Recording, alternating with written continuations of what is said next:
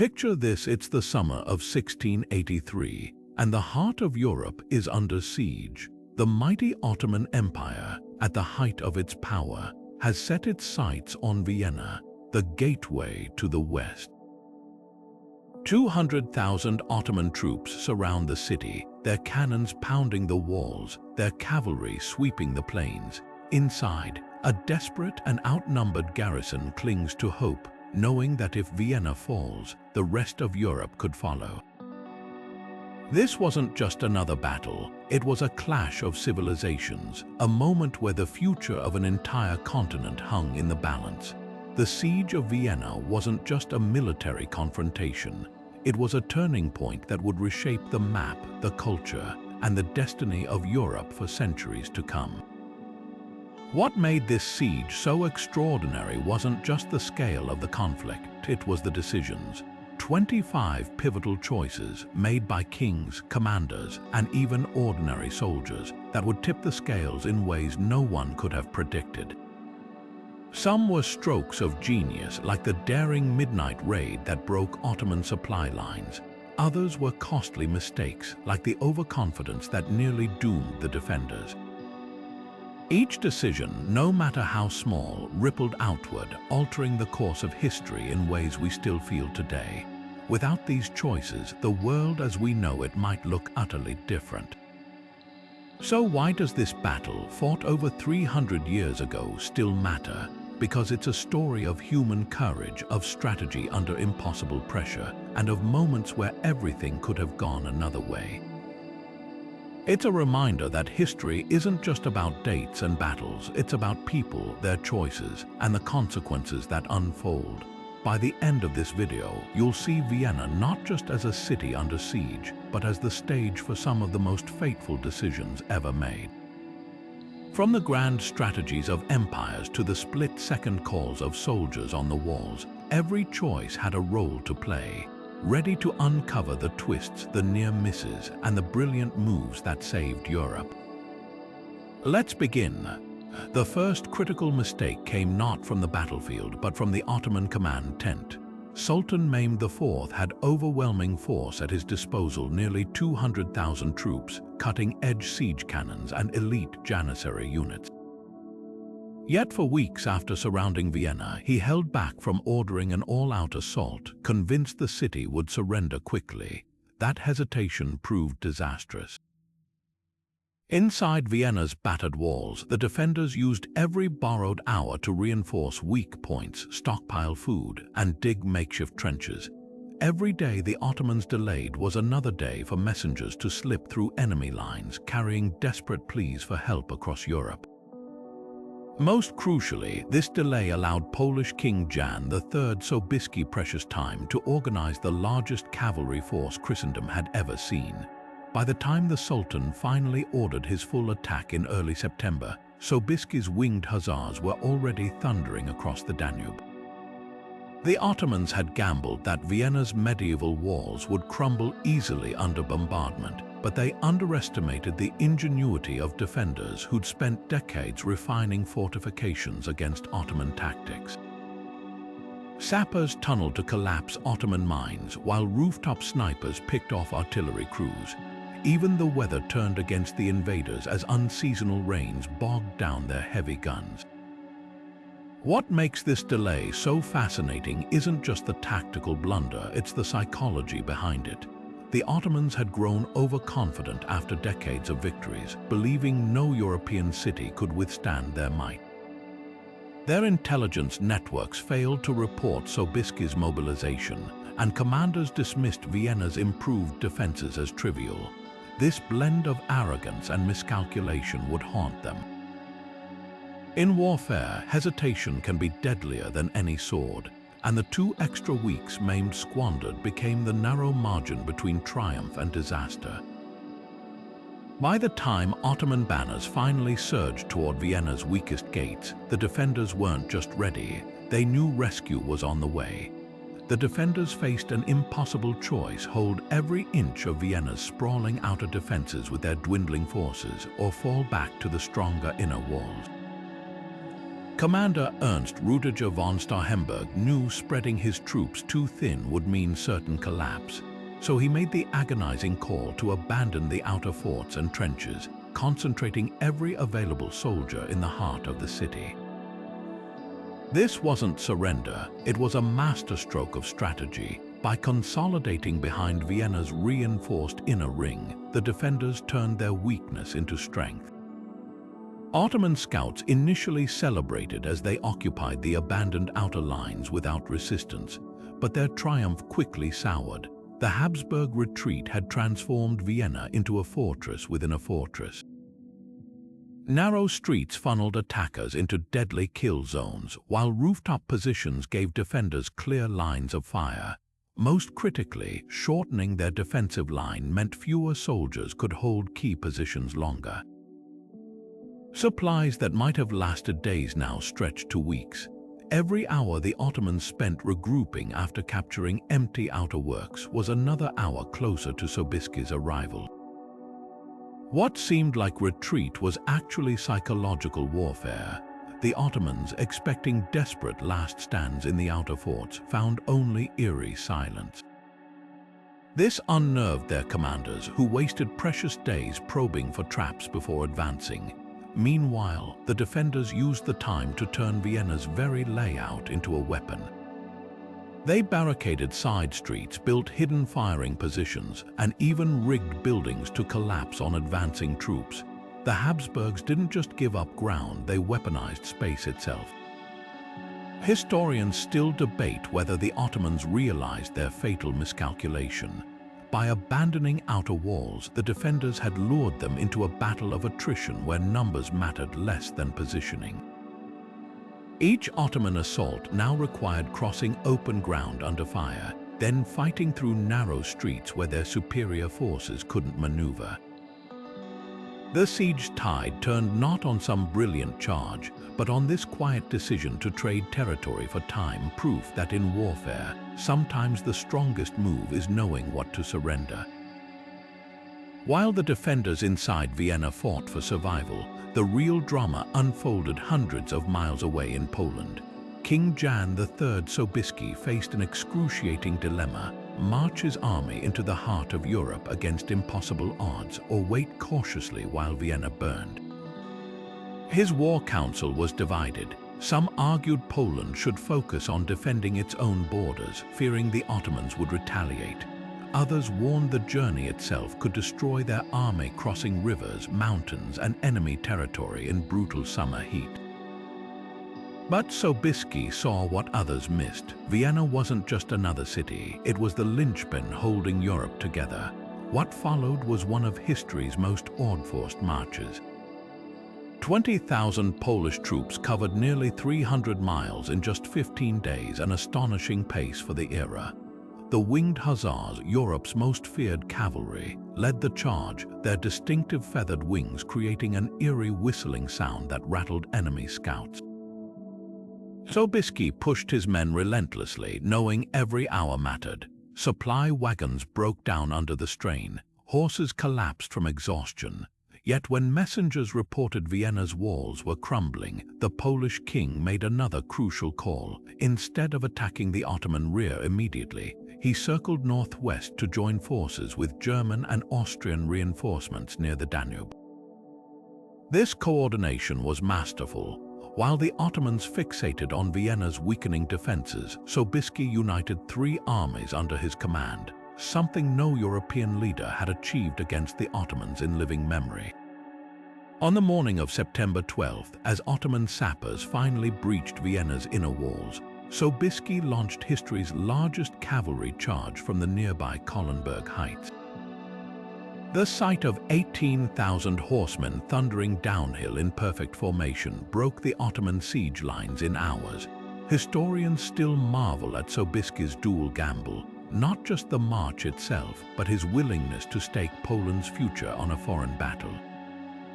Had he failed, the Ottomans might have carved through Central Europe unchecked, but his understanding of timing, when to rush, when to consolidate, when to strike, rewrote the rules of coalition warfare.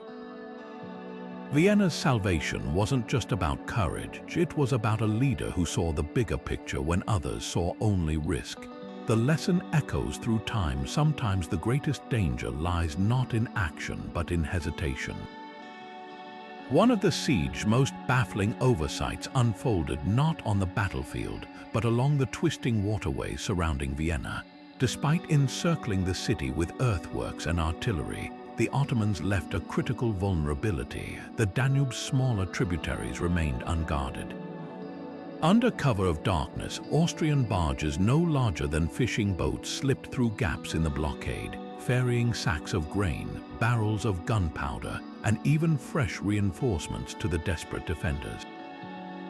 These makeshift supply lines became Vienna's lifeline, proving that sometimes the smallest cracks in a siege can be the difference between survival and collapse. The Ottomans had every opportunity to tighten their grip.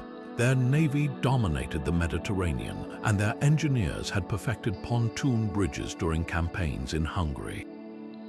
Yet commanders dismissed the narrow backchannels as insignificant, focusing instead on bombarding the city's grand southern gates. This wasn't just a tactical error, it revealed a cultural blind spot.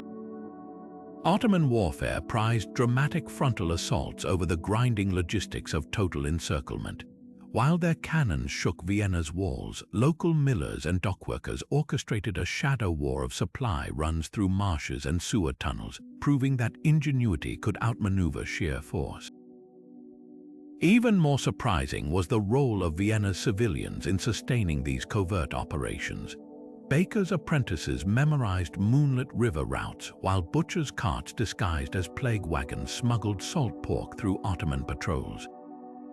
One legendary midnight raid saw fishermen float ammunition downstream hidden beneath nets of freshly caught carp, a deception so brazen that Ottoman sentries waved the boats through, unaware they'd just resupplied the enemy.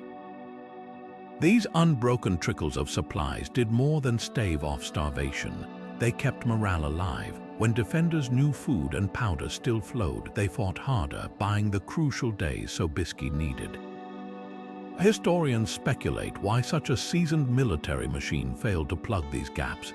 Some blame the Ottoman High Command's fixation on prestige targets. They wanted Vienna's grand gates stormed, not its muddy creeks policed. Others point to strained supply lines stretching back to Belgrade, leaving too few troops to monitor every river bend. Whatever the reason, the lesson endures in warfare. The flashiest victories often hinge on the quietest battles. Vienna held not because its walls were unbreakable, but because its defenders mastered the art of the unseen. Beneath Vienna's crumbling walls, a silent war raged in total darkness, one that would rewrite the rules of siegecraft forever. As Ottoman sappers tunneled toward the city's foundations, armed with gunpowder charges to blast breaches in the fortifications, Vienna's defenders made a bold pivot.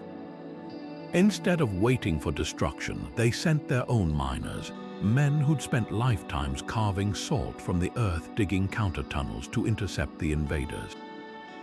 This wasn't just defense, it was subterranean warfare on a scale Europe had never seen. The miners worked with terrifying precision, using only picks, candles, and an intimate knowledge of Vienna's geology. They listened for the faintest echoes of Ottoman digging. When they breached enemy tunnels, they didn't just collapse them. They rigged explosives to blow Ottoman sappers sky high or unleashed clouds of choking smoke. One particularly gruesome tactic involved flooding tunnels with sewage-tainted water, drowning attackers in filth. The psychological toll was as devastating as the physical. Ottoman soldiers, already unnerved by fighting an invisible enemy, began fearing the very ground beneath their feet. What made this underground war so revolutionary wasn't just the tactics, it was the leadership recognizing miners as frontline combatants. Commander Starhemberg personally authorized double pay for those willing to descend into the tunnels, a rare honor for laborers.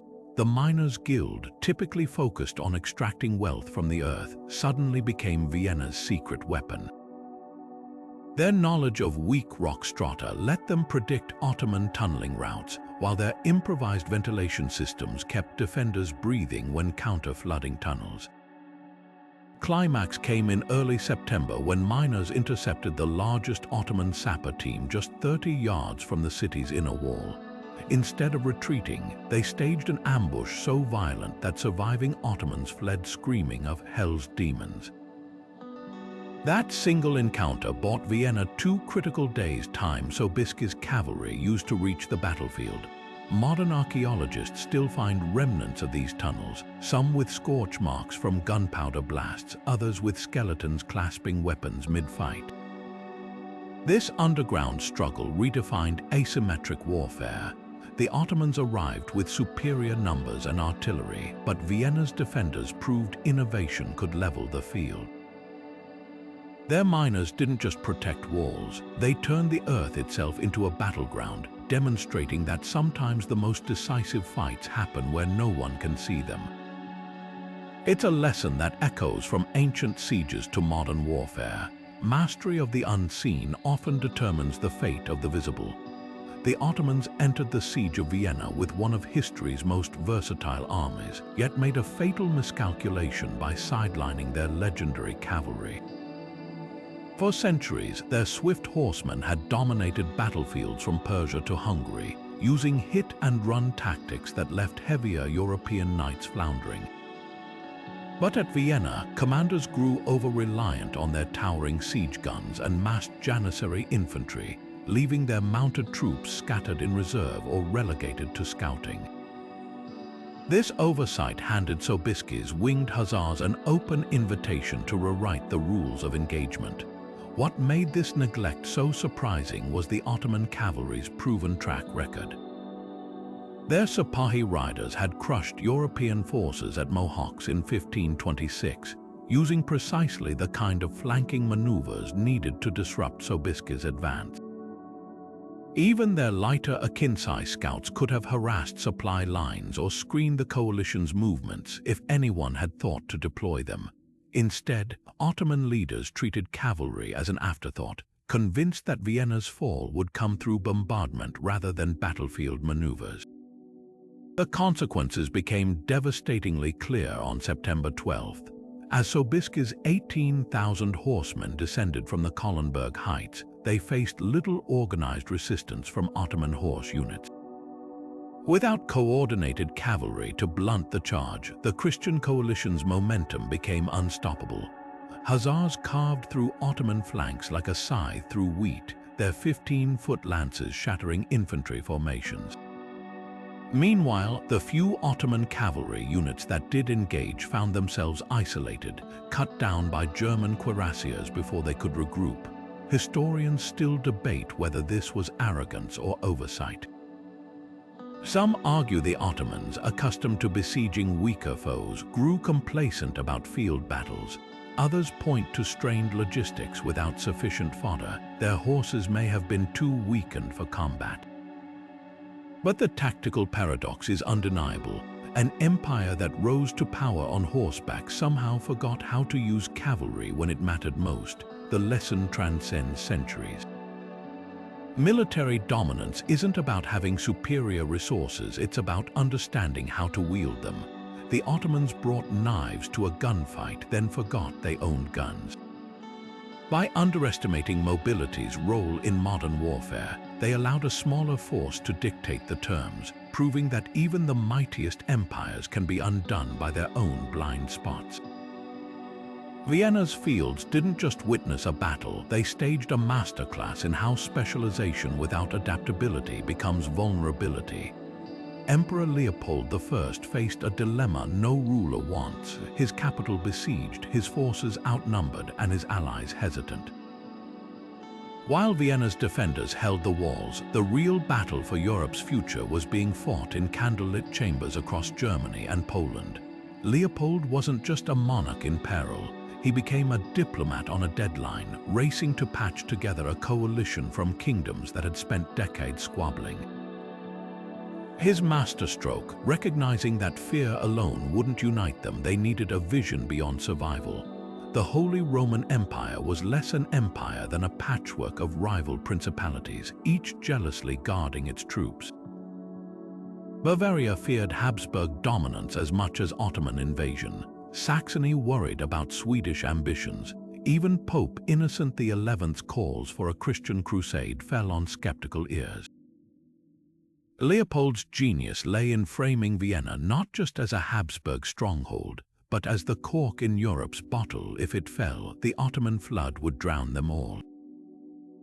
His envoys carried detailed maps showing how Vienna's highways gave invaders direct routes into Germany's heartland, a visual argument more persuasive than any plea.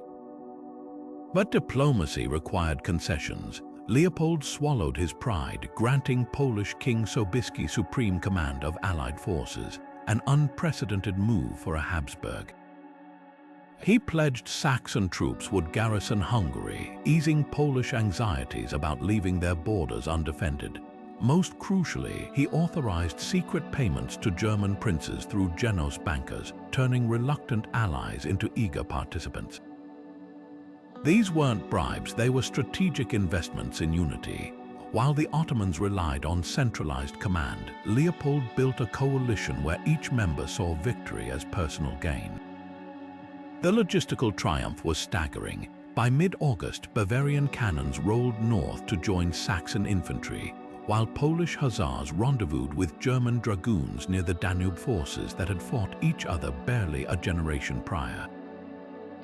Leopold's diplomats even secured Venetian naval support to harass Ottoman supply lines in the Adriatic, a move that starved the siege of reinforcements. This wasn't just teamwork, it was a masterclass in aligning divergent interests. Where the Ottomans saw a fractured Christendom ripe for conquest, Leopold saw threads that, if woven correctly, could form an unbreakable rope. Historians often overshadow these backroom negotiations with tales of battlefield heroics. But without Leopold's relentless courtship of rivals, Sobiski's cavalry would have charged into oblivion and Vienna's defenders would have starved alone. The siege proved something revolutionary, that Europe's divided kingdoms could coordinate on a continental scale when survival hung in the balance. Leopold didn't just save his capital, he authored the playbook for future coalitions, showing that diplomacy isn't about eliminating differences, it's about making them irrelevant in the face of a greater threat.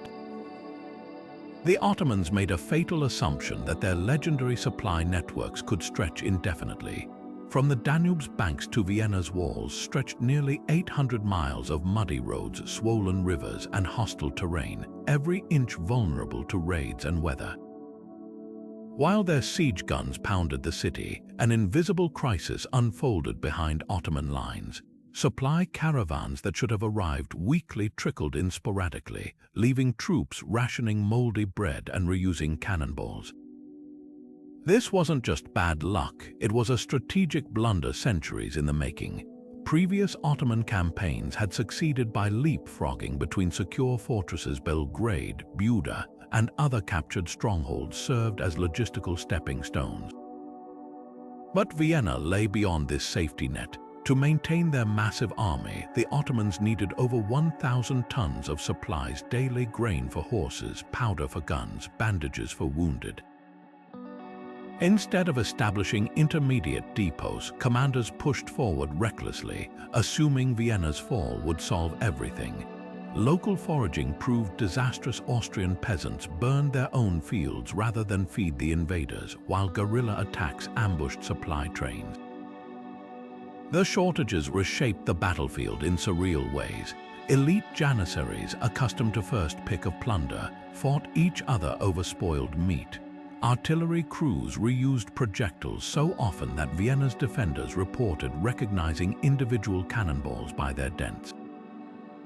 Most critically, the lack of fodder left Ottoman cavalry mounts skeletal, rendering them useless against Sobiski's well-fed hussars. Meanwhile, Vienna's defenders, supplied by river barges and secret tunnels, ate better than their besiegers. What's fascinating isn't just the logistical failure, it's the cultural blind spot it revealed.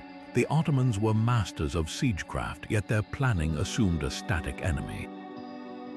They didn't anticipate Austrian scorched earth tactics or the speed of Sobiski's relief force.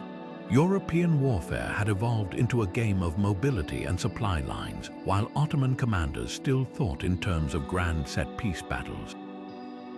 The lesson echoes across military history. No army, no matter how fierce, fights on courage alone. Supplies win wars as surely as swords. Vienna marked the moment when logistics, not just bravery, began dictating empire's fates. The Ottomans didn't just lose a battle, they discovered the hard way that conquest isn't about how far you march, but how well you sustain the march. Vienna's defenders understood something modern generals still study, that battles are won not just with steel, but with perception. With supplies dwindling and walls crumbling, they launched a covert campaign of whispers straight from the Ottoman trenches. Artfully crafted rumors spread through enemy camps. Tales of 50,000 German mercenaries massing beyond the Danube, of Polish hussars already torching supply depots to the east, even gossip that the Sultan himself had ordered a retreat. None of it was true, but in the fog of war, uncertainty became Vienna's deadliest weapon. This wasn't random deception, it was surgical psychological warfare.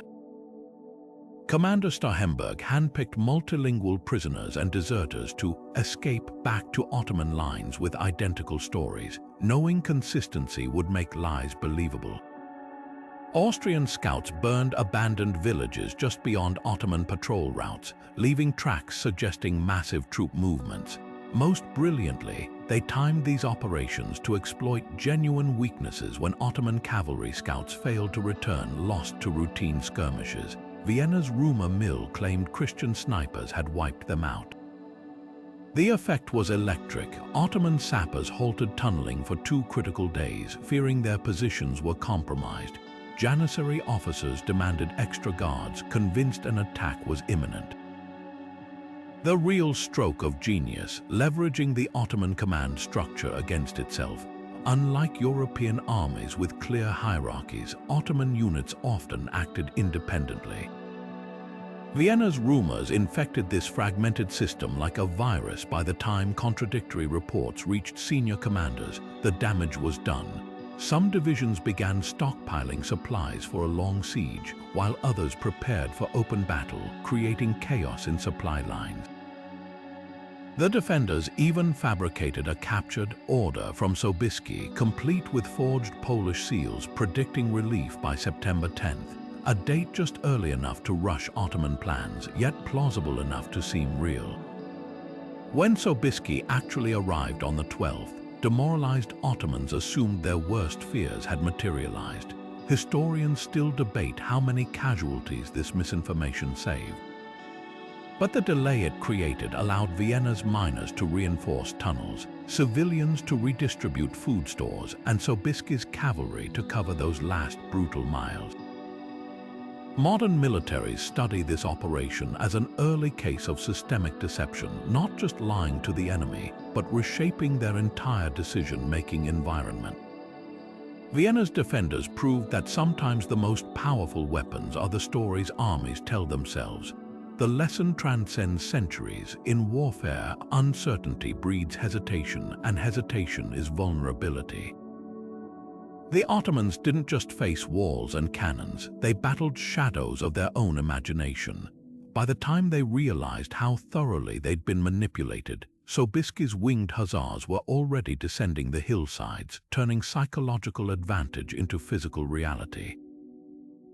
In the end, Vienna held not just because its walls stood, but because its enemies stopped believing they could fall. The Ottomans had spent decades watching Europe tear itself apart, Protestants and Catholics clashing in Germany, France and Spain, battling over Italy, Poland and Austria squabbling over borderlands. It was reasonable to assume Vienna's crisis would be just another spectacle of Christian disunity. That assumption became their fatal blind spot. What they failed to grasp was how deeply the sight of 200,000 Ottoman troops massing at Europe's throat could rewrite old rivalries overnight. Grand Vizier Kara Mustafa's strategy banked on division. He expected Leopold's pleas for help to vanish into the quagmire of princely jealousies. Instead, the siege became a rare moment where Europe's fractures healed under pressure. The Pope, traditionally at odds with Habsburg emperors, emptied his treasury to fund German mercenaries. Lutheran Saxony, no friend to Catholic Vienna, still recognized the existential threat and sent 6,000 infantry. Even Venice, more accustomed to trading with Ottomans than fighting them, offered naval support. This wasn't just diplomacy, it was survival instinct made manifest. The Ottomans' misreading went deeper than politics. It reflected a cultural misunderstanding of how fear reshapes alliances. Centuries of Ottoman expansion had trained them to see Christian Europe as a squabbling menagerie. But Vienna represented a threshold no kingdom could ignore. When Polish scouts reported the size of the Ottoman camp, Sobiski allegedly told his generals, "They aren't besieging a city, they're besieging Christendom itself." The phrase spread like wildfire, transforming what could have been another regional conflict into a collective fight for identity. What made this miscalculation so costly was its timing. By the time Ottoman commanders realized Europe had united, Sobiski's cavalry was already crossing the Danube. Spies reported Bavarian artillery moving unopposed through imperial lands, a sight unimaginable months earlier. The Ottomans found themselves facing not a fractured opposition, but a coalition where even bitter rivals like Saxony and Brandenburg coordinated supply routes. Historians still debate whether this unity could have been predicted. The Ottomans excelled at exploiting divisions but had no playbook for confronting solidarity. Their intelligence networks, so adept at sowing discord, missed the quiet pacts being sworn in church crypts and royal chambers. Vienna became the exception that proved Europe's rule. When pushed to the brink, its kingdoms could set aside centuries of grudges to face a common threat. The lesson echoes beyond military history. Underestimating an enemy's capacity to unite is as dangerous as underestimating their weapons. The Ottomans didn't just fail to account for Sobiski's army, they failed to anticipate the shared resolve that made its arrival possible. By siege end, that miscalculation would leave their tents burning and their empire's westward march halted forever. Dawn on September 12th broke not with birdsong, but with the thunder of 20,000 hooves. King Jan Sobieski had spent the night plotting not just an attack, but a spectacle, one designed to shatter Ottoman morale before the first sword struck. As mist clung to the Kollenberg heights, his winged hussars formed ranks in near silence, their iconic feathered wings strapped tight to prevent telltale rattling. This wasn't merely a military maneuver, it was psychological theater orchestrated with chilling precision. The Ottomans, exhausted from weeks of siege warfare and nights spent anticipating a riverborne relief force, never thought to look uphill. Sobiski's plan exploited two fatal Ottoman assumptions: that no army could descend the steep, wooded slopes quickly enough to matter, and that Christian forces would never risk a full assault without clear numerical advantage. The Polish king turned these expectations upside down. His engineers had spent hours clearing hidden paths down the mountainside, while scouts marked every gully and game trail that could conceal troop movements. When the order finally came, the hussars didn't charge, they flowed downhill like liquid steel, their wings now unfurled to create an eerie chorus of whistling that Ottoman sentries later described as the wailing of damned souls. Timing was everything. The attack coincided with the Ottoman shift change, when night watchmen were drowsy and day replacements still groggy. More crucially, Sobiski had gambled that dawn's low light would mask his numbers. From below, the endless rows of lances seemed to multiply in the golden haze. By the time Ottoman commanders realized this wasn't a raiding party but the full might of Europe's finest cavalry, their left flank was already collapsing. The psychological impact dwarfed the physical janissaries who'd stood firm against months of gunfire, now broke ranks at the sight of feathers rippling like some avenging angel's wings. What made this assault revolutionary wasn't its brutality, but its choreography. Sobiski had rehearsed the descent for days using scaled terrain models, ensuring each regiment hit its mark within minutes.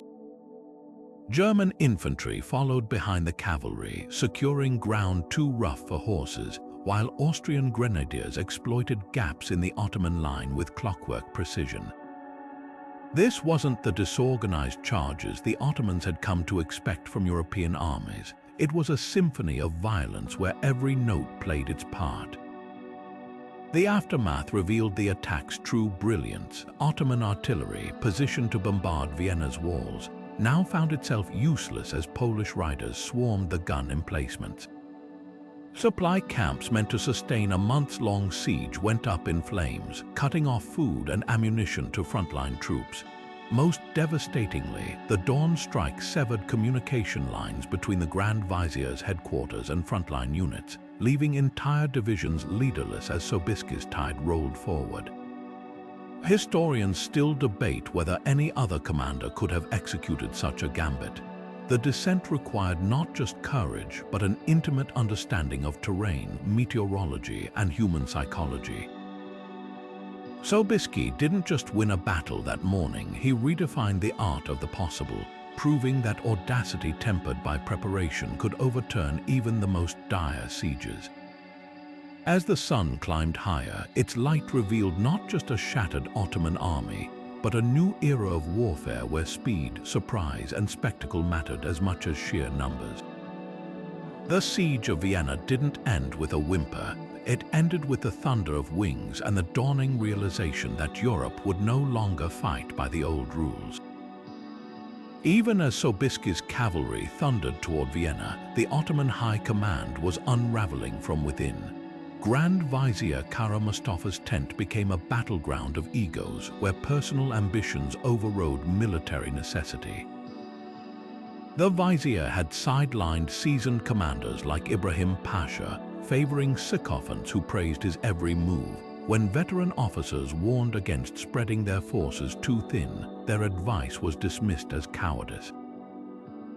This wasn't just disagreement, it was institutional self-sabotage at the worst possible moment. The fractures ran deeper than strategy. Mustafa's rivals resented his rapid rise to power and the Sultan's favoritism. Some deliberately dragged their feet executing orders, hoping failure would disgrace him. Others hoarded supplies, leaving frontline units starved of ammunition. Most damningly, when Sobiski's forces appeared on the Kollenberg Heights, conflicting reports flooded Mustafa's headquarters.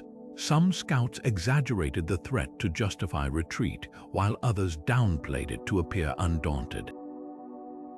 The result was paralysis. Precious hours vanished in arguments while Polish engineers carved paths down the slopes.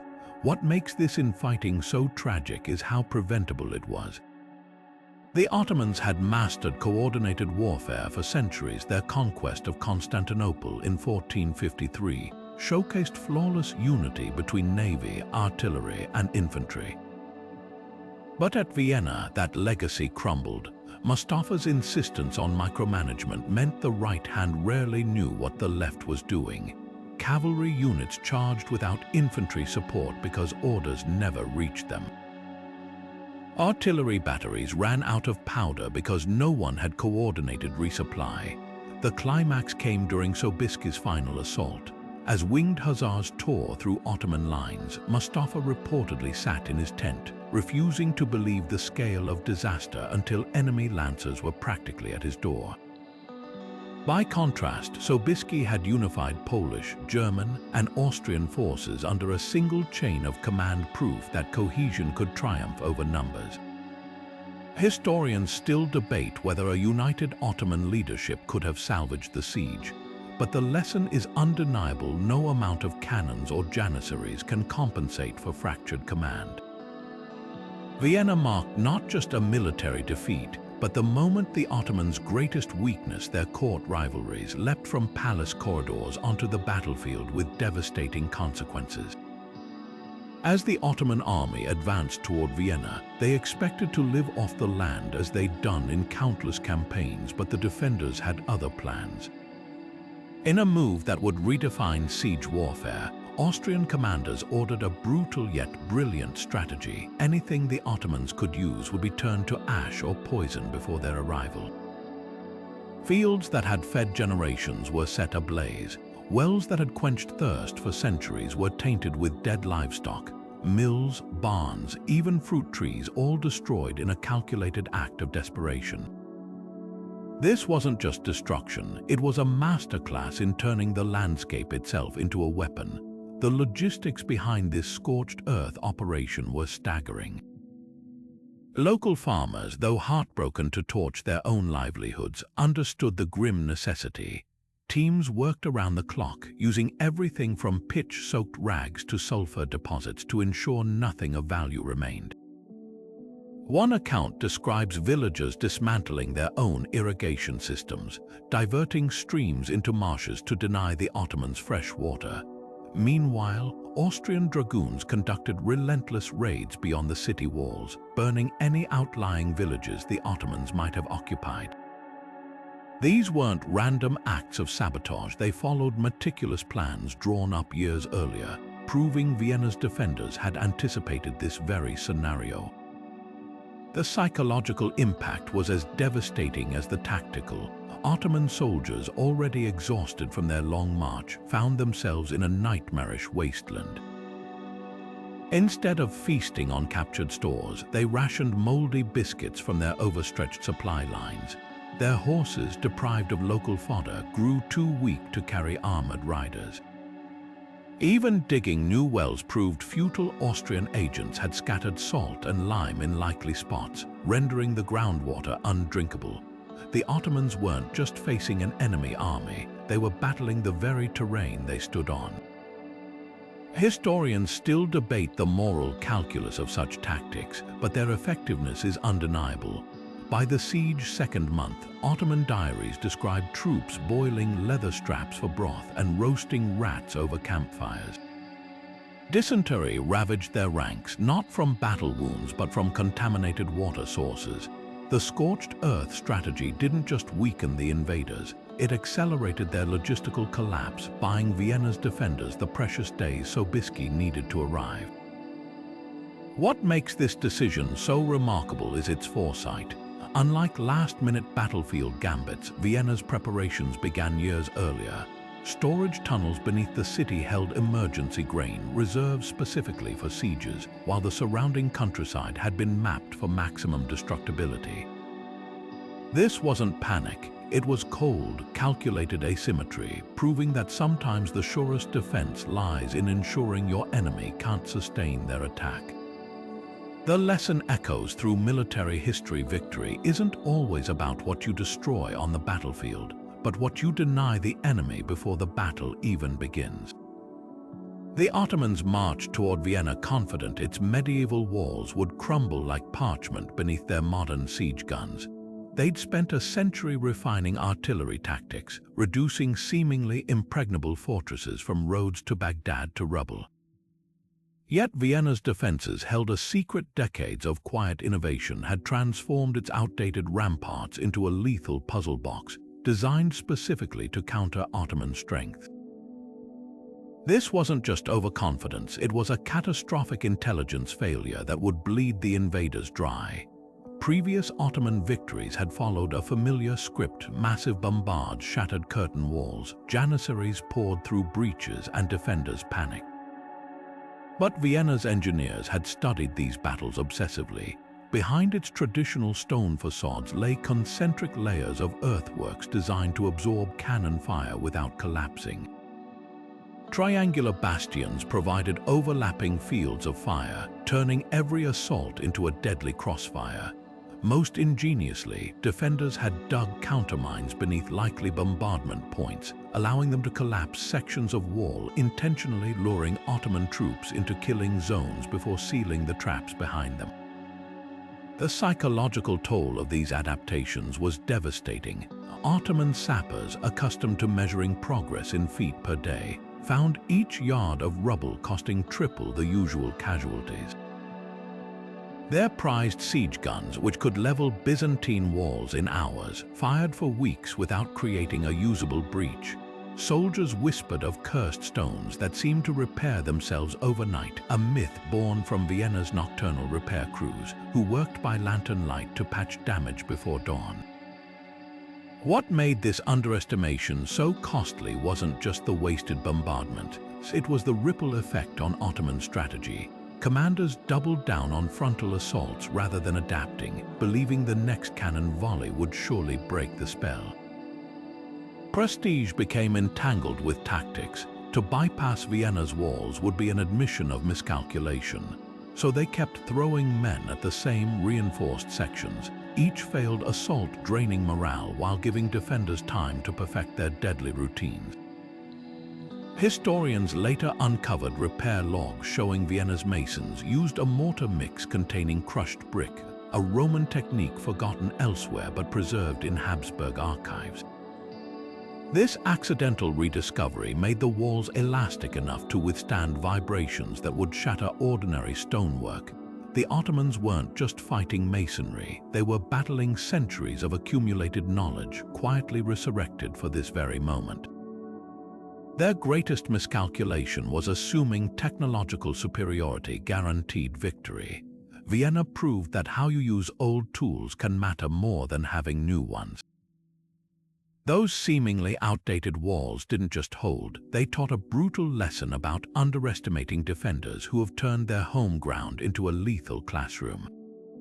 Every Ottoman corpse piled beneath Vienna's ramparts wasn't just a casualty, it was a testament to the power of preparation over presumption. The Christian coalition didn't just defeat the Ottomans outside Vienna, they rewrote the playbook for modern warfare. Where the Ottomans relied on isolated waves of Janissaries and Sipahi cavalry, Sobiski's forces moved like a single organism, each branch amplifying the other's strength. Hussars charged only after German musketeers had softened Ottoman lines with volley fire.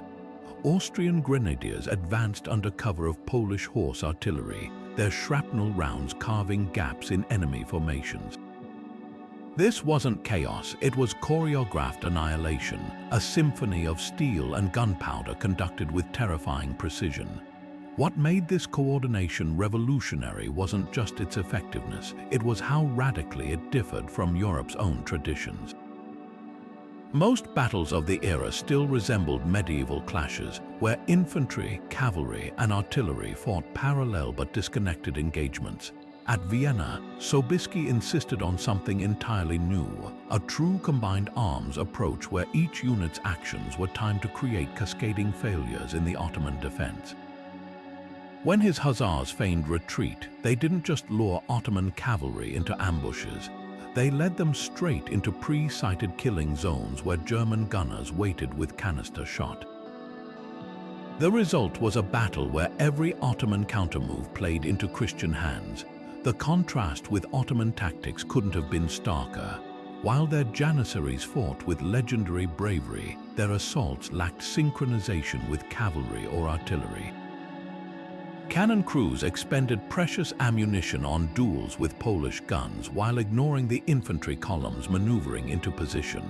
Sipahi riders, trained for heroic individual charges, found themselves isolated and cut down by coordinated pike and shot formations. Even the vaunted Ottoman siege guns, so formidable against static walls, became useless as the battle fluidly shifted across open ground. Sobiski's masterstroke lay in leveraging terrain as a force multiplier. The rolling hills northwest of Vienna became a stage for his deadly ballet, hussars using slopes for momentum, infantry holding wooded patches as anchor points, artillery dominating the high ground. Meanwhile, Ottoman commanders, accustomed to flat Balkan battlefields, struggled to adapt their rigid formations to the uneven landscape. Their forces became fragmented not just by enemy action, but by the land itself, with regiments separated by gullies and ridges they couldn't navigate under fire. Modern military theorists still study Vienna as the birthplace of true combined arms doctrine. The coalition's success didn't stem from superior numbers or technology. They fielded fewer cannons and roughly equal infantry. Victory came from making every element work in concert, proving that synchronization could trump sheer power. Those final hours outside Vienna didn't just decide a siege. They heralded a new era where armies would no longer be judged by their individual parts, but by how seamlessly those parts could unite.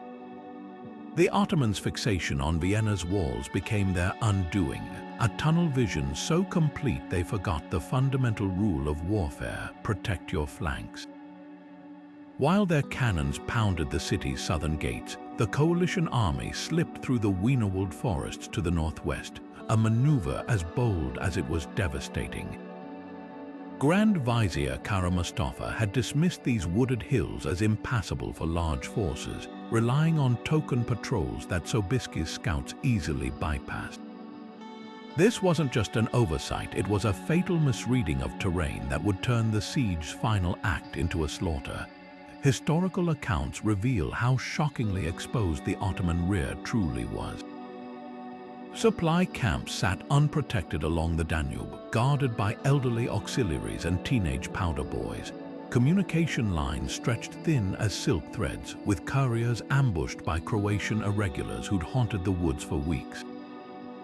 Most damningly, the Ottoman High Command failed to fortify the Kollenberg Heights, a natural fortress overlooking their entire position. When Polish engineers reconnoitered these slopes, they found not a single trench or palisade. The Ottomans had essentially turned their back to a cliff edge, assuming no one would push them over.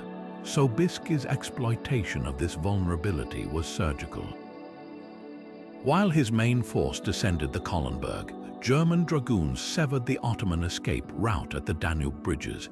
Bavarian grenadiers then rolled up the undefended eastern flank, trapping the Ottomans in a tightening noose. The chaos that followed bordered on surreal elite janissaries fighting westward toward Vienna's walls, even as their supply trains burned to the east. Cavalry units meant to protect the rear found themselves hemmed in by their own collapsing center, their famed mobility useless in the crush. What made this flanking maneuver so lethal wasn't just its physical impact, it shattered the Ottoman army's cohesion. Without secure rear lines, wounded soldiers and panicking auxiliaries stampeded through command tents. Reserve units meant to reinforce breaches got entangled with fleeing camp followers. The legendary discipline of the Sultan's troops evaporated as men realized they had nowhere to retreat.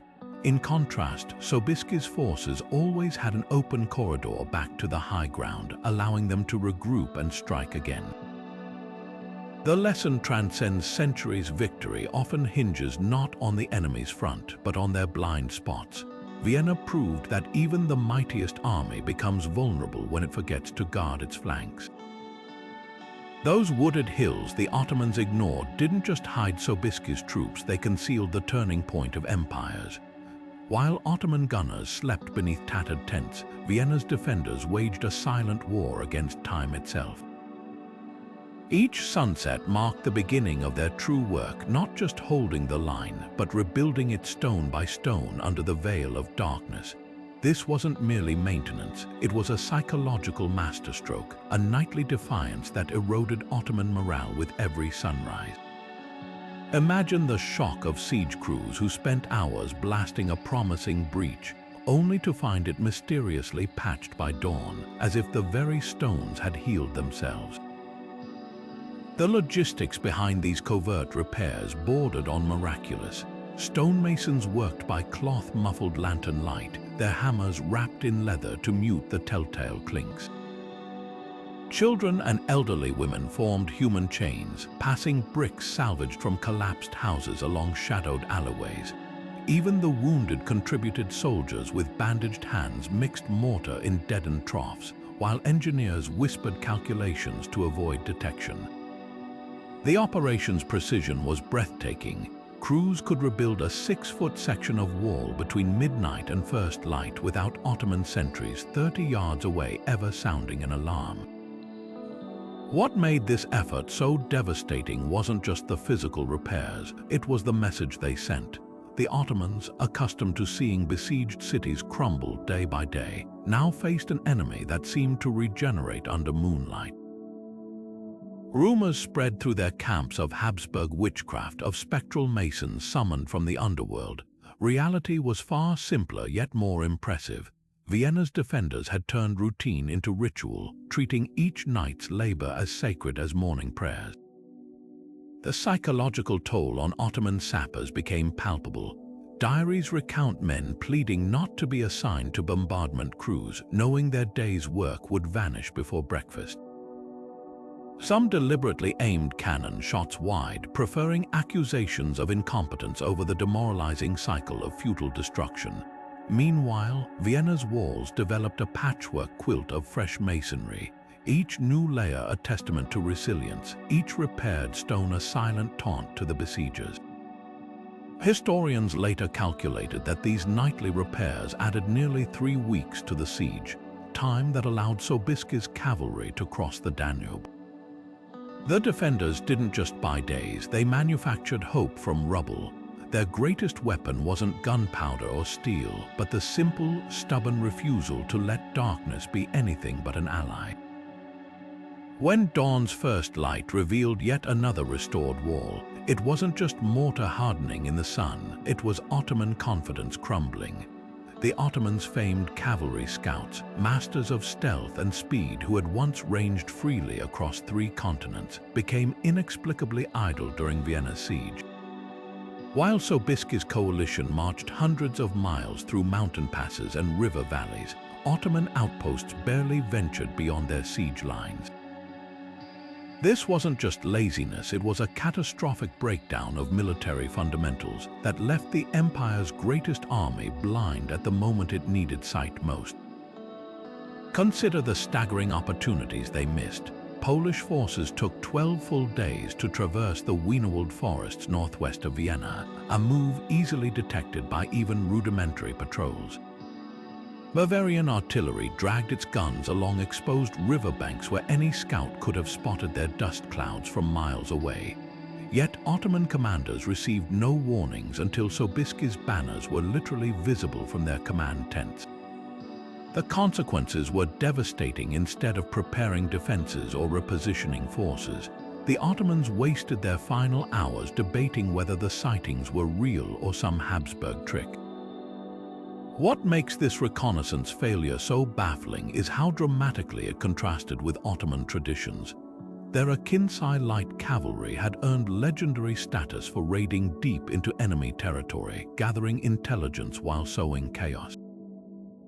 At Vienna, these same units sat idle in camp, their horses growing fat on stolen grain while history unfolded beyond the next hill. Some historians blame the scorched earth tactics. With the countryside stripped bare, scouts had no local guides or safe bases. Others point to Kara Mustafa's dismissive attitude toward European armies, believing no relief force could arrive in time to matter. The price of this arrogance became clear on September 12. Ottoman artillery, still facing Vienna's walls, couldn't pivot to meet Sobiski's attack because no one had prepared firing positions to the northwest. Reserve cavalry, instead of screening the army's flanks, found themselves trapped in narrow defiles between advancing Polish hussars and their own supply wagons. Worst of all, the Grand Vizier hesitated for 3 critical hours after spotting coalition forces, unable to believe scouts hadn't warned him earlier. Military theorists still cite Vienna as the ultimate lesson in intelligence complacency. The Ottomans didn't lose because they lacked strength, they lost because they stopped looking beyond their own campfires. Those empty hills they ignored weren't just terrain, they were the future charging toward them unseen, inevitable only because no one bothered to watch. The Habsburg commanders faced an impossible equation: how to stretch 2,000 professional soldiers across miles of crumbling walls against an army 100 times their size.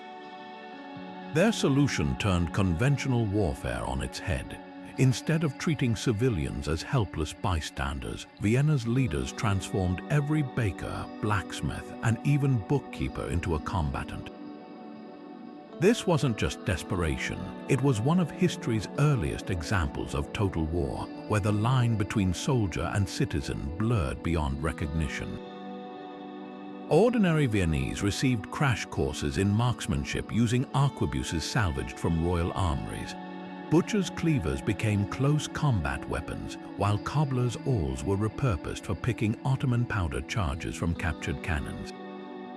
Most ingenious was the mobilization of the city's guilds. Masons reinforced breach points under fire, brewers distilled alcohol for medical disinfectant, and weavers fashioned sandbags from wool scraps. Even children had roles, operating makeshift semaphore systems between rooftops to track enemy movements. This wasn't merely conscription, it was societal reorganization for survival. The psychological impact stunned both sides. Ottoman diarist Silodar Mehmed recorded his disbelief at seeing grey-haired men and apron-clad women firing muskets from the ramparts. Vienna's streets became deadly labyrinths where every doorway might conceal a sharpshooter, every market stall a sniper's nest. The civilians' intimate knowledge of their city's alleys and cellars turned urban terrain into a lethal advantage. Local bakers knew which oven vents offered clear shots into Ottoman trenches, while tavern keepers used their wine cellars to move troops unseen. What made this mobilization revolutionary wasn't just the numbers, it was the precision. Commander Starhemberg organized civilians not as cannon fodder, but as specialized auxiliaries.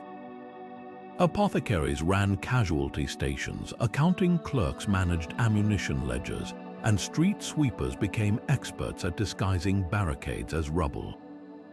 This systematic approach allowed Vienna to function as both a city and a fortress simultaneously. Markets operated between bombardments, wells were guarded as strategic assets, and nighttime repair crews worked shifts like factory laborers. The Ottomans never adapted to this asymmetric warfare. Their tactics assumed professional soldiers defending static positions, not grandmothers dropping millstones from attic windows or schoolboys hurling boiling oil from church steeples. By the siege climax, nearly 1 in 3 defenders was a civilian, their improvised weapons accounting for a third of Ottoman casualties. Modern historians see Vienna's model foreshadowing everything from French revolutionary levies to World War II's partisan resistance, proof that when survival hangs in the balance, the most potent weapon isn't technology or training, but the collective will of an entire people refusing to break. The Ottomans brought enough firepower to level a city, yet made one small error in placement that doomed their bombardment campaign.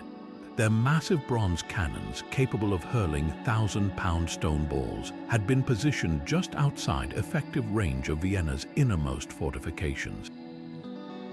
This wasn't an oversight of inches, but of critical geometry. Each shot that fell short became a gift to the defenders, who hauled the undamaged projectiles into their own arsenals.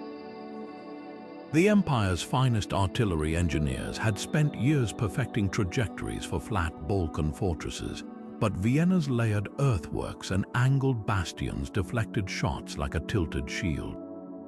Survivors later described the surreal spectacle: Ottoman gunners laboring for hours to inch their monstrous weapons forward, only to find the Habsburgs had dug new trenches overnight, forcing them to restart the process.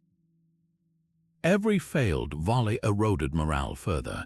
Janissaries watching from siege lines began placing bets on whether the next shot would even reach the walls, while inside Vienna, children played games counting the seconds between thunderous booms and the dull thuds of harmless impact. The psychological toll was as crippling as the tactical setback. Each day the inner walls stood untouched, chipped away at the invincibility myth Ottoman gunners had cultivated across continents. What made this miscalculation so puzzling was its avoidability. Earlier Ottoman sieges had proven the importance of closing distance. Their conquest of Constantinople 2 centuries prior succeeded because Mehmed II dragged ships overland to bypass chain barriers. At Vienna, they had the manpower to construct protective siege trenches for forward batteries, yet allocated troops instead to secondary assaults. Some historians blame the Grand Vizier's impatience. He wanted visible results faster than careful emplacement allowed. Others point to defective intelligence. Scouts reportedly assured commanders the inner walls were medieval relics when they'd actually been reinforced with hidden earth berms. The ripple effects were catastrophic. Habsburg engineers noticed Ottoman gunners compensating by increasing powder charges, a desperate measure that sometimes burst ancient cannon barrels, showering crews with molten bronze. As the siege wore on, the once proud artillery corps resorted to firing rubble and scrap metal when proper ammunition ran low, turning their vaunted siege train into little more than a noisy distraction. Meanwhile, Vienna's defenders grew bolder, launching nighttime raids to spike abandoned guns with heated nails, a humiliation unmatched in Ottoman military history. Modern ballistic studies reveal the tragic precision of their era. Had the Ottomans advanced their batteries just another 200 paces, a distance their sappers could have covered in 3 days, their plunging fire would have reached Vienna's powder magazines. Instead, their greatest weapons became spectators to their own irrelevance, a lesson etched in scorched earth and missed opportunity. Sometimes history turns not on the absence of tools, but on the failure to use them at the right distance. The ground trembled as 18,000 horsemen gathered on the Kollenberg heights, their feathered wings casting eerie shadows in the dawn light. This wasn't just a cavalry charge, it was a force of nature unleashed, a hammer blow designed to shatter the Ottoman siege in one decisive stroke. King Jan Sobieski had spent days studying every contour of the battlefield, timing the descent so the rising sun would blind Ottoman gunners while illuminating his riders like avenging angels. The sheer audacity of the plan took even his allies' breath away. No European commander had ever risked so many horsemen on such treacherous terrain, but Sobiski understood what others missed: the psychological impact of scale. When those wings unfurled and lances lowered as one, the sight alone would be worth 10,000 infantry. The charge unfolded with terrifying precision. Polish hussars took the center, their 15-foot lances carving through Ottoman ranks like scythes through wheat. German cuirassiers thundered down the left flank, heavy broadswords flashing, while Austrian dragoons swept right with carbines blazing. What made this assault revolutionary wasn't just its size, it was the coordination. Each regiment maintained perfect spacing despite the breakneck pace, creating overlapping waves of destruction that gave Ottoman infantry no chance to regroup. Survivors later described the sound as beyond human: the collective roar of hooves, the metallic scream of armor, the unearthly whistle of wind through thousands of eagle feathers.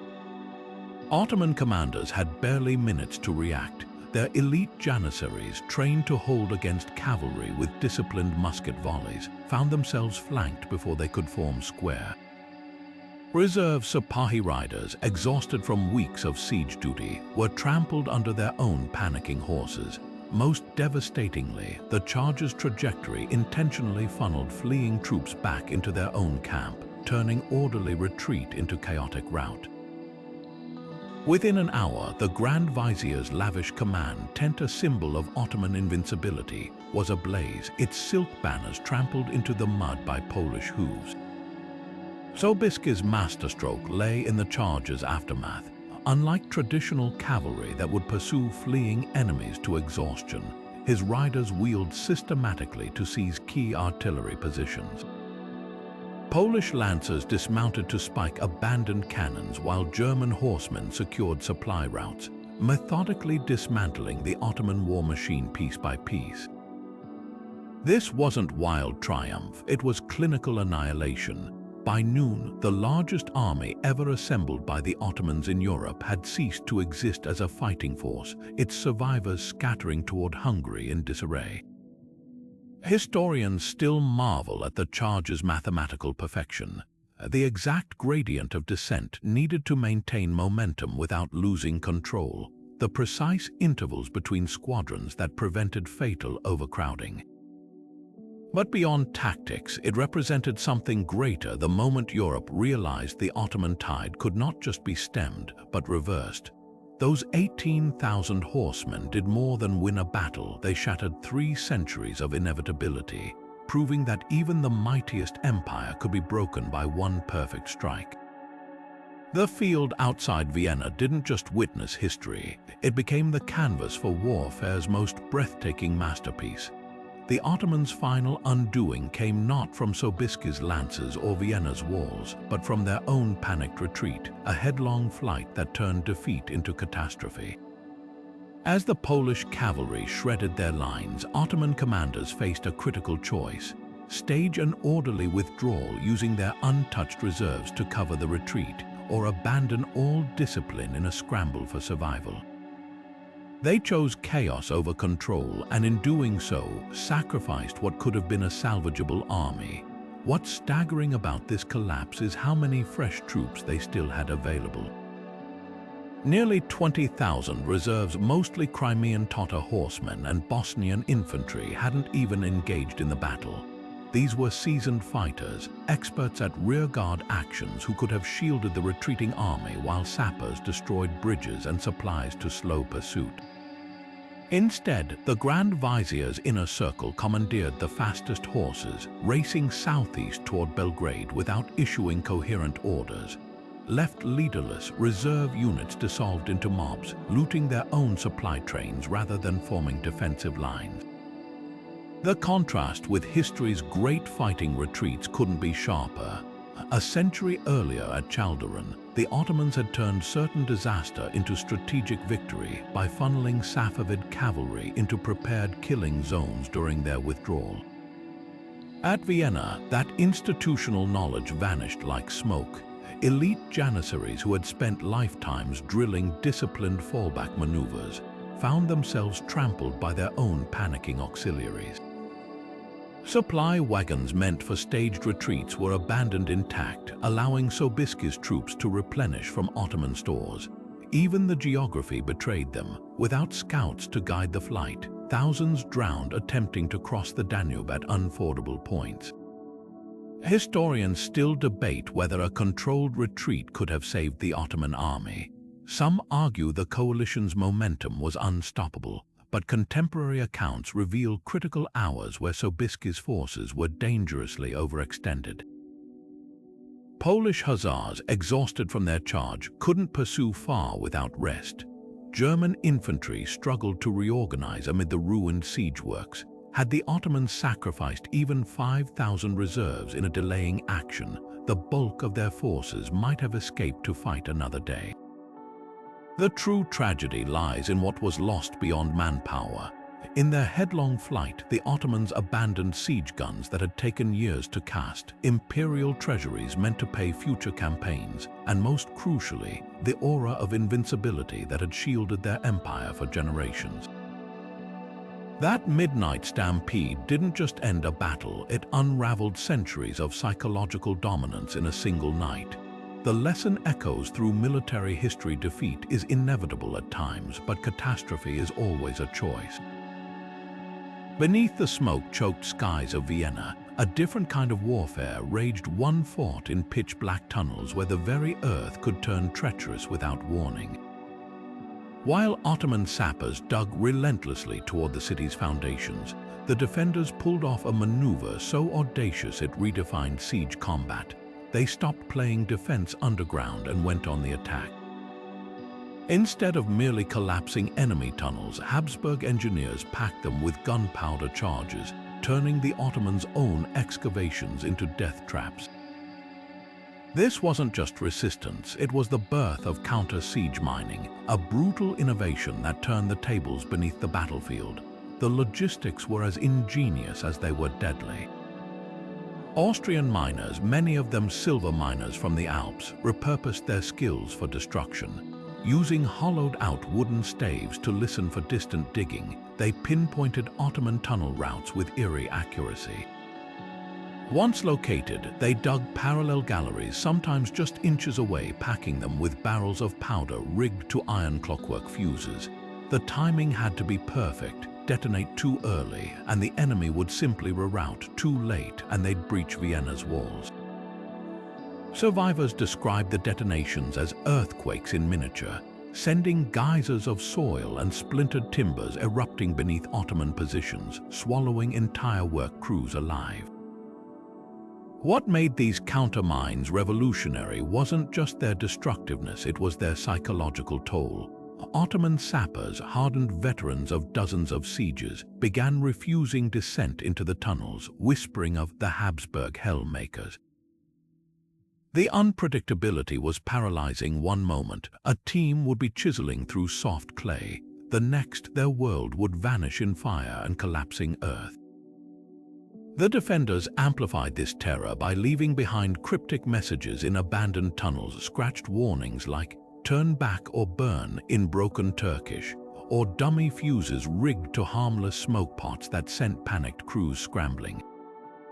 The strategic impact was even greater than the body count. Every collapsed Ottoman tunnel meant weeks of lost labor, buying Vienna precious time. Some explosions were timed to coincide with surface assaults, burying forward troops under landslides of their own trench works. Others targeted supply routes, cutting off whole sections of the siege lines from reinforcements. By late August, the Ottomans were forced to allocate a third of their sappers just to hunt for countermines rather than advance new tunnels, a diversion of resources they couldn't afford. Historians later found evidence of at least 17 major countermine detonations, some large enough to leave craters visible centuries later. But the true legacy lies in how this underground arms race changed warfare. Vienna's defenders proved that siegecraft wasn't just about walls and cannons. It was a three-dimensional chess match where control of the subterranean world could decide the battle above. Those echoing booms beneath the soil didn't just shake the earth. They shattered Ottoman confidence, proving even their vaunted siege engineers could be outthought and outfought on their own terrain. When the ground itself becomes your enemy, no amount of cannon fire can save you. The Ottomans marched into unfamiliar land as if it were merely another Balkan plain, a fatal assumption that would bleed their campaign dry. Vienna's terrain wasn't just landscape, it was a defender's dream woven with hidden ridges, flooded marshes, and forests dense enough to conceal entire armies. Local Austrian scouts knew every deer trail and creek bend, turning what seemed like open ground into a labyrinth of ambushes and dead ends. Meanwhile, Ottoman commanders relied on outdated maps and vague descriptions from merchants, their scouts struggling to distinguish farmland from floodplains in the fading twilight. This wasn't just a minor inconvenience, it reshaped the entire siege. Take the Wienerwald forests northwest of the city. To the Ottomans, they appeared as an impenetrable green wall, forcing their armies into predictable paths along the Danube. But Polish and German forces would later slip through those same woods like ghosts, using game trails known only to local hunters. Even the Ottomans' vaunted cavalry became clumsy in this alien terrain. Their horses, bred for Anatolian steppes, floundered in soggy river valleys where Austrian mounts moved with sure-footed ease. The rivers told a similar story. Ottoman engineers, masters of bridging the Nile and Euphrates, found the Danube's tributaries maddeningly inconsistent. Spring floods had reshaped channels overnight, while hidden sandbars grounded their barges in what should have been deep water. At one point, a supply convoy supposedly just hours from camp vanished for 3 days after taking a wrong fork in the river, their pilots unaware that a key island had shifted position after winter storms. Most critically, the Ottomans misjudged Vienna's acoustic geography. Sound carried strangely in the basin between the Wienerwald and the city, making distant cannon fire seem closer and whispers unexpectedly loud. This illusion of proximity led to frantic, wasted marches, entire regiments rushing to reinforce sectors where no attack was occurring, while real threats developed unnoticed elsewhere. By contrast, Habsburg defenders used church bells and coded horn blasts to communicate across districts, exploiting the terrain's quirks to coordinate faster than any courier could ride. Historians still unearth clues about how deeply this ignorance crippled Ottoman plans. Crumbling field orders reveal commanders arguing over the distance to key landmarks, while supply logs show units starved not from lack of food, but because wagons got lost in nearly featureless wheat fields. Even the weather conspired against them. Unlike the arid Balkans, Vienna's autumn rains turned unpaved roads into sludge pits, bogging down artillery that should have been repositioning daily. The bitter irony: just 50 miles east lay the Ottoman-occupied fortress of Revel, where local Hungarian guides could have been pressed into service. But cultural arrogance prevailed. Why consult infidels about ground they intended to conquer? That dismissive attitude cost them the campaign's most invisible weapon, the intimacy of place. Vienna's defenders didn't just fight on home soil. They waged war in a landscape they understood down to the last gully and thicket, where every shadow could become an ally. When the final clash came, it wasn't just armies colliding.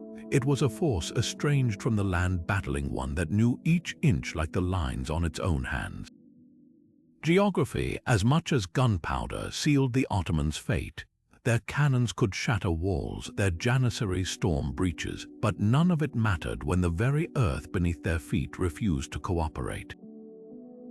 In the end, the greatest general at Vienna wasn't Sobiski or Starhemberg, but the terrain itself, whispering its secrets to those who'd lived there long enough to listen. The dust had barely settled outside Vienna's shattered walls when the Christian coalition made its most consequential choice: not to save a victory, but to chase it mercilessly across the bloodied plains of Hungary.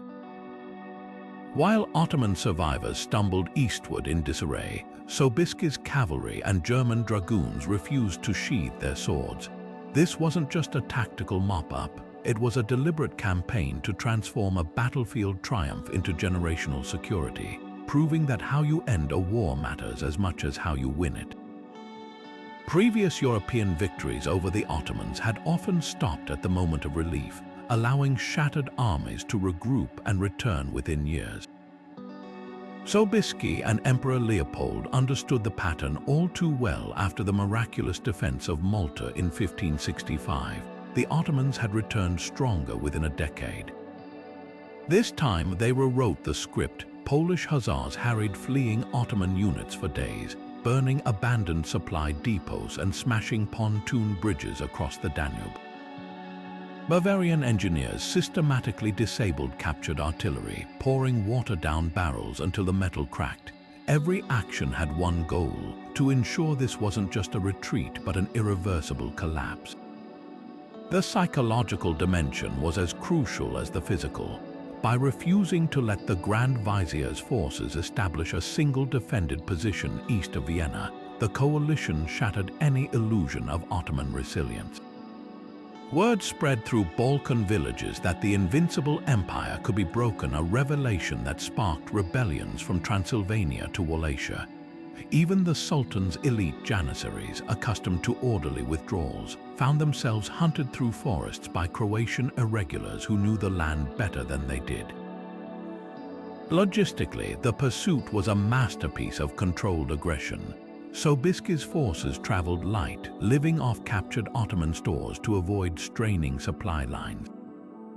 They targeted not just soldiers, but symbols, burning the elaborate command tents where Kara Mustafa had planned Vienna's conquest, desecrating the graves of fallen Ottoman officers to demoralize those still fleeing.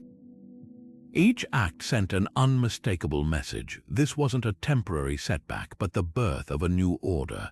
Historians still debate how far the pursuit altered Ottoman ambitions. Some argue it merely delayed their resurgence, noting they would besiege Vienna again in 1688, but the campaign's true impact was psychological. For the first time in living memory, a Christian army didn't just defend, it dictated terms deep in Ottoman-held territory. That shift in momentum echoed through courts from Paris to Moscow, emboldening powers that had spent centuries fearing the Sultan's armies. The pursuit after Vienna didn't just secure a city, it reshaped the continent's imagination of what was possible. The lesson transcends centuries in conflict. The moments after victory often determine its permanence. Vienna proved that true security isn't won by holding ground, but by ensuring your enemy can't regroup to take it back.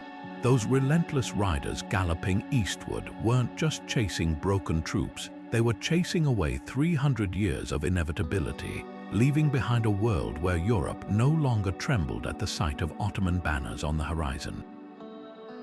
The Siege of Vienna wasn't just a battle, it was a chain reaction of human decisions, each link forged by fear, ambition, or flashes of brilliance. History often feels inevitable in hindsight, but standing in the smoke-choked streets of Vienna or the dust-choked Ottoman camps, nothing was certain. Every commander, every scout, every miner holding a lantern in the pitch-black tunnels faced choices that rippled far beyond that desperate summer. Imagine if Kara Mustafa had heeded his veterans' warnings, or if Sobiski had hesitated just one more day. The Europe we know, its borders, its cultures, even the coffee in its cafes might have vanished like a mirage. What makes this siege timeless isn't just the scale of the clash, but its intimacy. The Polish king poring over maps by candlelight, the Habsburg masons patching walls with hands raw from rubble, the Ottoman cook who accidentally sparked a panic by mistaking distant thunder for cannon fire, each played a part. History isn't shaped solely by grand strategies, but by the quiet moments where instinct overrides doctrine. Vienna's defenders didn't have a manual for urban warfare against an empire, so they wrote their own, improvising with butcher knives and hymn books. The Ottomans, for all their discipline, forgot that adaptability is the deadliest weapon of all. The echoes of those choices still resonate. Modern militaries study Vienna's countermines and flanking maneuvers, but its deeper lessons are universal. Alliances matter more than ego. Terrain can be as lethal as artillery, and no plan survives first contact with determined ingenuity. Most powerfully, the siege reminds us that civilizations aren't toppled by faceless forces, but by 1,000 small missteps, or saved by the courage to rethink, adapt, and stand together. So the next time you sip a Viennese coffee, a tradition the Ottomans inadvertently gifted Europe, remember how easily that cup could have held a different brew. History balances on knife edges, and the world we inherit was carved by choices like these. If you've enjoyed this journey through one of history's most pivotal battles, let us know which moment stunned you most. Was it the midnight mining wars, the winged hussars' thunderous charge, or perhaps the untold grit of the civilians who turned their homes into fortresses? Drop your thoughts below, and don't forget to follow for more deep dives into the battles that reshaped our world. After all, understanding these turning points isn't just about the past, it's about recognizing the fragile, extraordinary power of human decisions in our own time.